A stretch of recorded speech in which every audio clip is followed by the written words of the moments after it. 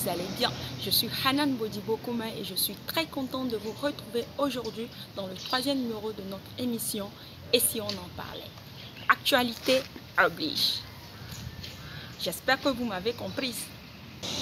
Enfin, nous avons décidé de vivre avec la Covid-19, mais malheureusement après plusieurs mois passés à la maison. Nous nous questionnons maintenant sur le sort des élèves. Oui, alhamdoulilah, l'année a été sauvée, mais avec tout ce temps passé à la maison, ont-ils appris ou désappris? Quelle attitude devraient-ils adopter à la rentrée prochaine? Bref, quel apprenant pour l'année académique 2020-2021? Nous le saurons, Inch'Allah, tout de suite avec M. Alioune Diouf, mais juste après le micro-trottoir.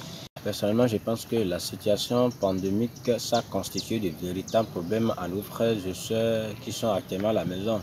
Et pour remédier à ça, je proposerais que lors de la rentrée prochaine, qu'on essaie de mettre en place peut-être un cadre éducatif qui va permettre à nos enfants de revoir leur niveau et permettre de se sentir encore dans leur milieu scolaire plus. Et qui va permettre maintenant en général à ce qu'ils soient plus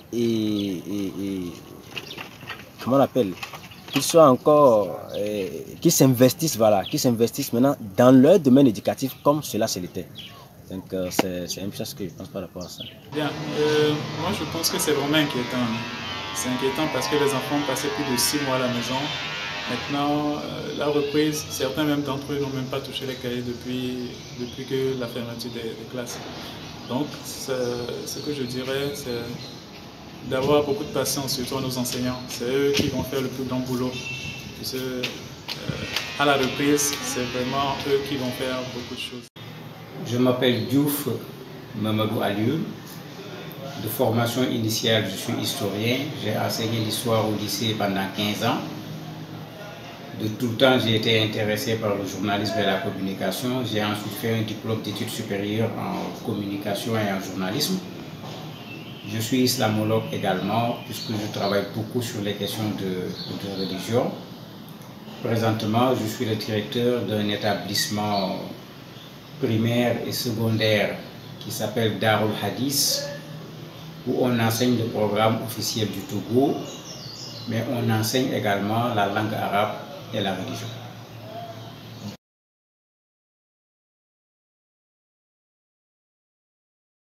Cette année académique 2019-2020 a été marquée par la présence de cette pandémie Covid-19 que tout le monde connaît. La première conséquence, c'est que cette année a été très particulière et malheureusement à l'école, quand on perd, on ne le paye pas sur une seule année, on risque de subir ses conséquences l'année prochaine et même les années qui vont suivre.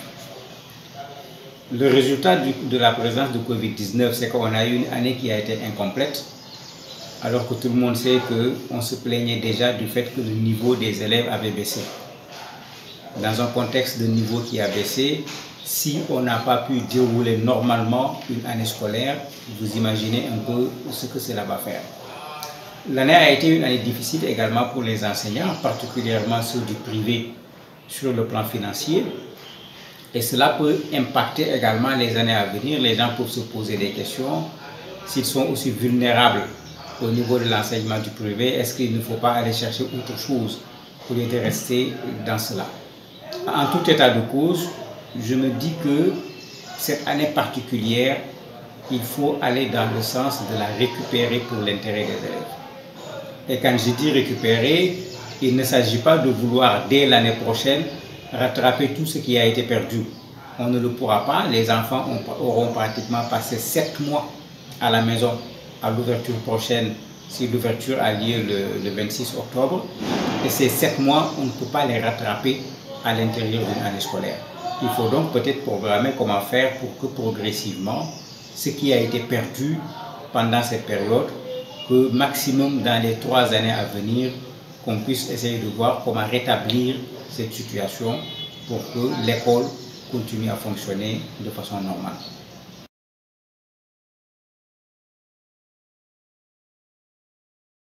Ce qui est sûr, c'est que après ce qui s'est passé, qu'est-ce qu'on va avoir comme élève l'année prochaine, c'est un gros problème. Puisque on risque d'être en face de plusieurs catégories d'élèves. Vous avez un élève qui a passé tous les 7 mois à jouer. C'est-à-dire quand on a fermé les écoles, pratiquement à la fin du mois de mars, jusqu'au 26 octobre, il n'a ni lu, ni écrit, ni calculé. Il n'y a rien à faire. Cet élève, quand il arrivera à l'école, il aura perdu une bonne partie des acquis d'une année qui n'a même pas été une année complète. Donc celui-là, si on veut qu'il travaille, j'allais dire, il va falloir le réchauffer, il va falloir le repréparer, même d'un point de vue psychologique, il faut le remettre dans une logique d'enseignement, parce que 7 mois de vacances, il est clair que c'est plus que excessif. Vous aurez des élèves dont les parents sont conscients et qui, pendant tous les 7 mois, ont pris la peine de faire en sorte que l'élève apprenne progressivement, petit à petit. Cet élève, quand il viendra, au moins, il a maintenu son niveau. Au mieux, il a même amélioré son niveau, parce que pendant les 7 mois, quand même, il aurait pu apprendre bien des choses. Vous avez d'autres parents qui attendront à 1 mois de la rentrée scolaire. Quand on commencera à parler de rentrée de façon très forte, ils vont essayer de faire quelque chose pour leurs enfants. Traditionnellement, c'était les cours de vacances. On inscrit les enfants pour les cours de vacances. Cette année, l'inspection a interdit les cours de vacances. Espérons que ces parents prendront la peine à 1 mois de la rentrée au moins d'asseoir leur enfant, ne serait-ce que les matinées, pour l'amener à revoir ce qu'il avait appris pendant l'année, pour que quand l'autre année va commencer, que l'enfant soit en mesure de partir directement, au lieu que l'école soit obligée de refaire un travail qui aurait en principe dû être fait par les parents. Donc on sera face à ces 3 équations et ça rendra plus compliqué le travail de l'enseignant, parce que chaque apprenant arrivera avec un niveau en fonction de ce que l'apprenant a fait pendant les congés. Donc la classe ne sera pas cette classe qu'on veut uniforme où les enfants peuvent aller ensemble. On risque d'avoir une classe avec 3 niveaux et l'enseignant va devoir travailler à ce que tous ces 3 niveaux puissent pouvoir suivre les cours, puisqu'on a une seule année scolaire. Il a le programme à faire. Dans le principe, ce qui n'a pas été fait l'année passée, l'inspection a demandé qu'on le complète dans l'année suivante. Vous voyez une année qui est déjà surchargée alors qu'elle n'a pas encore commencé, qui commence en retard parce qu'elle commence presque à la fin du mois d'octobre, qui va se dérouler avec Covid, parce que je ne crois pas que Covid sera fini d'ici le mois d'octobre. Vous voyez bien que l'année à venir pose énormément de problèmes.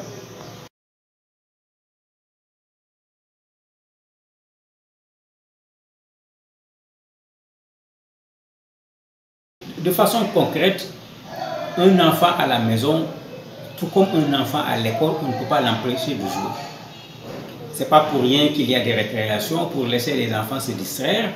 Quand c'est les plus petits, ce n'est pas pour rien que l'enseignant, après avoir fait un cours, les fait chanter, sauter, etc. Il faut que les parents comprennent cette psychologie d'abord de l'enfant. S'ils comprennent cette psychologie de l'enfant, on peut faire travailler l'enfant à la maison, puisqu'on a largement le temps. On n'a pas besoin de le soumettre à un enseignement de façon très rigoureuse, mais on peut amener l'enfant à travailler ne serait-ce que 2 à 3 heures par jour. Cela ne l'empêchera pas du tout de pouvoir jouer, parce qu'il y a tout le reste de la journée pour jouer. Mais il faut que ces 2 heures ou que ces 3 heures soient effectivement 2 heures ou 3 heures de travail, pas de distraction. Si l'enfant le fait en faisant de la lecture, de l'écriture, des calculs, du calcul mental, des dictées, etc., on permet à l'enfant de ne pas perdre les acquis qu'il avait eus à l'école. En ce moment, quand cet enfant revient à l'école, je parle ici de l'enfant du primaire surtout, mais il a la capacité de pouvoir continuer à suivre les cours normalement.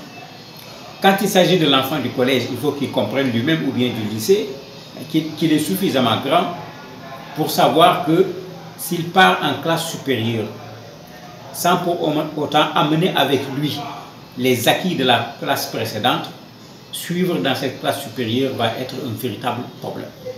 Il n'a qu'à se faire lui-même un emploi du temps, parce que ce n'est pas un enfant, pour se dire que dans la journée, je travaillerai 3 heures, et faire en sorte que ces 3 heures lui permettent de faire un peu le tour des matières qui avaient été étudiées dans la classe précédente. S'il est courageux, même qu'il essaye d'anticiper sur les matières qui n'avaient pas été faites. À défaut que les parents cherchent un répétiteur qui va pouvoir venir à la maison 2 à 3 fois par semaine pour maintenir le niveau, voire même améliorer le niveau des enfants. Parce qu'un parent qui laisse son enfant pendant 7 mois, l'enfant n'a rien appris, qui envoie l'enfant à l'école, c'est vraiment de l'irresponsabilité, on ne peut pas l'appeler autrement.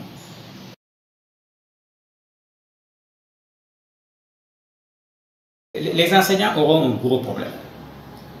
Ils auront un gros problème puisque j'ai dit que quand l'inspection a arrêté les cours, ce qui avait été dit, c'est que les parties des cours qui n'ont pas été effectuées cette année le seront l'année suivante. Ça veut dire qu'il y a une surcharge par rapport au programme qui avait été prévu puisqu'on y ajoute une partie du programme de l'année passée qui n'a pas été effectuée. Si je donne l'exemple du Sénégal, le ministère a dit même, parce qu'ils ont finalement affirmé, que pour les classes de CP1, CP2, CE1, ils veulent que pour l'année prochaine, que ces classes soient tenues par des enseignants qui ont obligatoirement le CAP.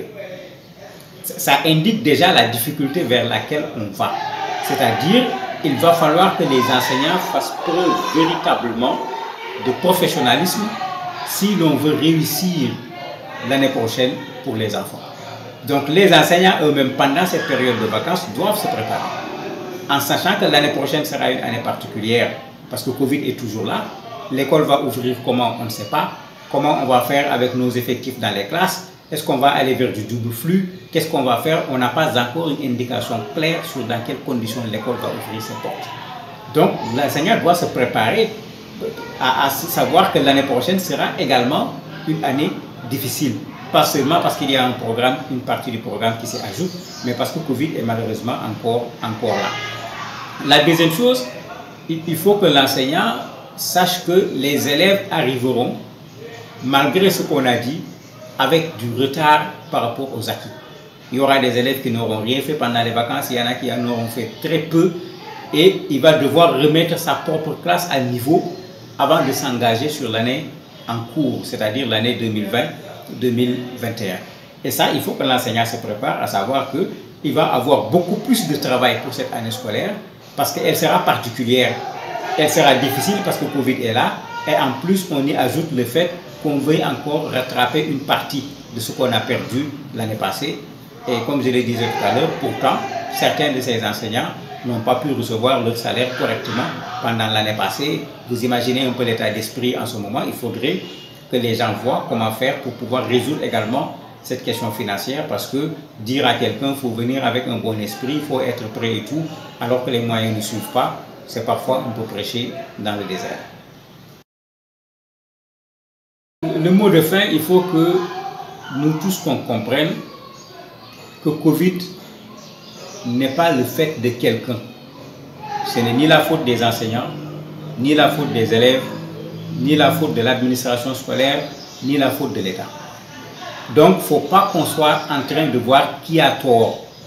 Il faut qu'on voit ensemble comment trouver une solution à cette maladie qui est venue assommer le système scolaire, parce qu'on ne peut pas l'appeler autrement. Et en cherchant cette solution, la meilleure façon de l'obtenir, c'est de dire à chacun d'apporter ce qu'il a, pour qu'on se retrouve l'année prochaine avec un système scolaire suffisamment efficace pour permettre qu'on réussisse déjà ce qu'on a commencé, mais surtout qu'on puisse améliorer ce qui est en train d'être fait, parce qu'il est clair que l'année prochaine sera pour les enseignants, pour les parents, pour les élèves, pour l'administration scolaire, tout comme pour l'État, une année difficile. On a vu la maladie progresser jusqu'à présent au Togo. On a vu la maladie reprendre dans certains pays où les gens avaient réussi à juguler la maladie. Il faut qu'on aille vers cette année scolaire en sachant qu'on va mener de front la bataille de l'année scolaire, mais avec une bataille également contre Covid qui malheureusement ne veut pas encore quitter nos espaces. Mesdames et messieurs, nous voici ainsi arrivés à la fin de notre émission Et si on en parlait, qui a eu pour thème du jour quel apprenant pour l'année académique 2020-2021. J'espère que vous nous avez suivis avec beaucoup d'intérêt et que vous pratiquerez, Inch'Allah, les conseils de M. Alioune Diouf pour une brillante année académique 2020-2021. Si vous avez aimé cette vidéo, n'hésitez pas de liker, partager, commenter. Et si vous n'êtes pas encore abonné, faites-le juste en bas. C'est vraiment gratuit. Au revoir et à la prochaine. Bye bye.